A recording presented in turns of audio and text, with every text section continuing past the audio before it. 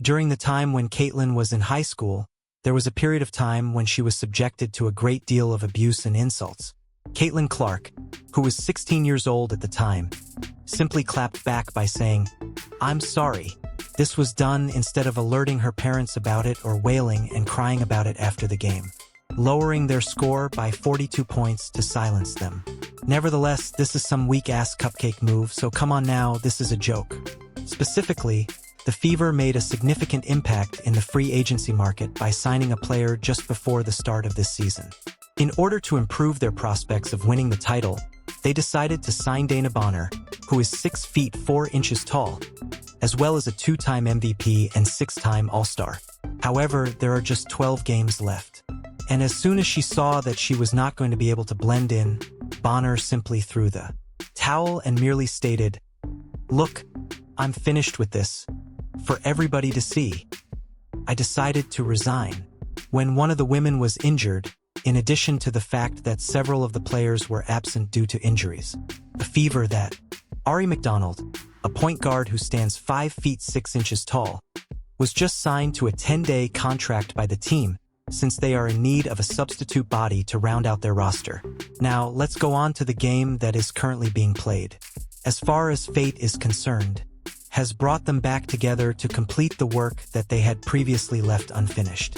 The hard work that Aari has put in over the years has finally paid off, as she has now won a permanent seat on the Fever team. This is because she has performed well in their most recent matches. As all is going on, Bonner, who had previously resigned from her position, has made her way back to the Phoenix Mercury, which is a far more powerful squad. It was a battle between the substitute and the WNBA legend, the stocky and stealthy Aari versus the long and slithery DB. The replacement was also competing against the legend. The contest was rather intense, if you ask me. There was a lot of elbowing going on. This is not the case.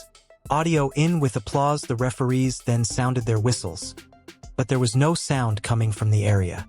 However, in the end, it was the little David who triumphed over Goliath by playing the game of her life. She was the one who stood up and defeated him.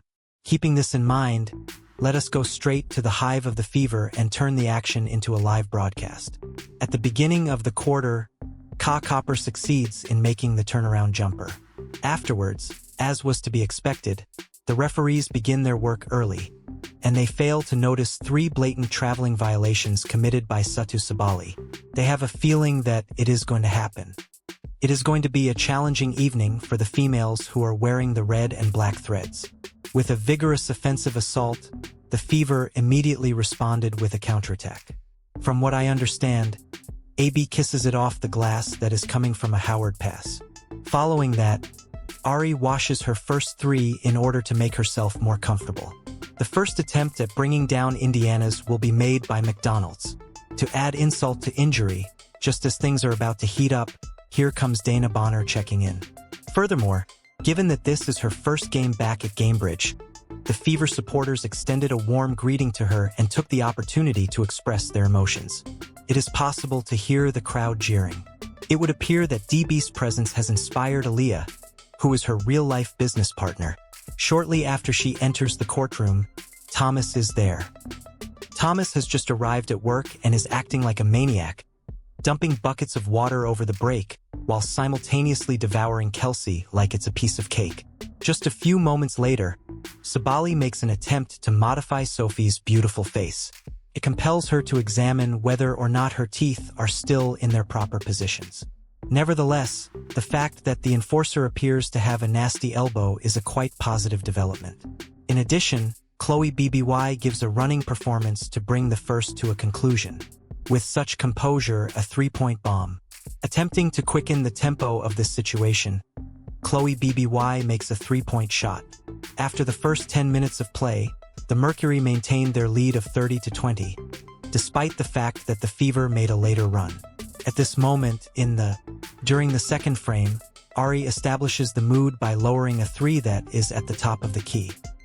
However, during this possession, it is very evident that Lexi Hull was in possession of the ball at all times. However, the referees once again chose to ignore the situation and instead called a blocking foul. The Fever, who were dissatisfied with the biased refereeing, took their frustrations out on the court, and went on a run of 12-0 to demonstrate to the officials how things should be done. There are turnovers. It's all about the steal for you. It was McDonald who came out on top. The smallest girl on the floor makes her defender pay by knocking down another tray that is wide open. This allows her to regain the majority of the competition. In the depths of the drive, a McDonald's, not at all. Caitlin is enthralled by what she is witnessing from the bench as she encourages the crowd to raise their volume and express their excitement. Concurrently, on the opposite end of the spectrum, DB continues to contribute to the Fever by causing an unforced turnover. Despite the fact that the Mercury made 3 shots right before the buzzer to end the second quarter, the Fever were able to grab a 55-50 lead at the halftime break thanks to Aari McDonald's 17-point outburst and the Fever's 35-point spree. A half. Whatever the case may be, the Pocket Rocket continues to have a fantastic game in the third frame, demonstrating her incredible speed while putting Mercury's defense in a state of utter failure. 11 from beyond the three-point line, but nobody was able to make a basket. McDonald's can be stopped. Then, a few moments later, McDonald's finds Howard with a delectable penny that is only appropriate for prime time. To Howard. After that, Barner was in possession of the vehicle. Tries to take advantage of the fact that Lexi is significantly smaller.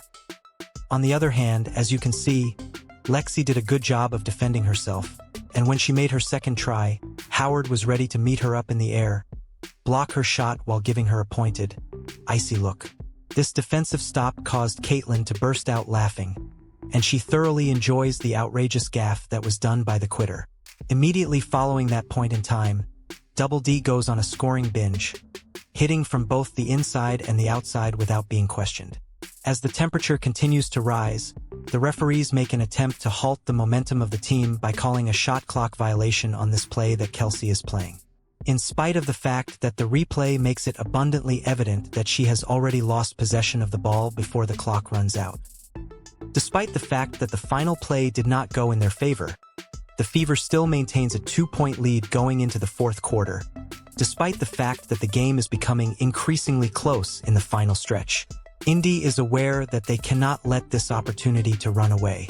As a result, they deploy the massive Aaliyah Boston rig in order to accomplish the task at hand.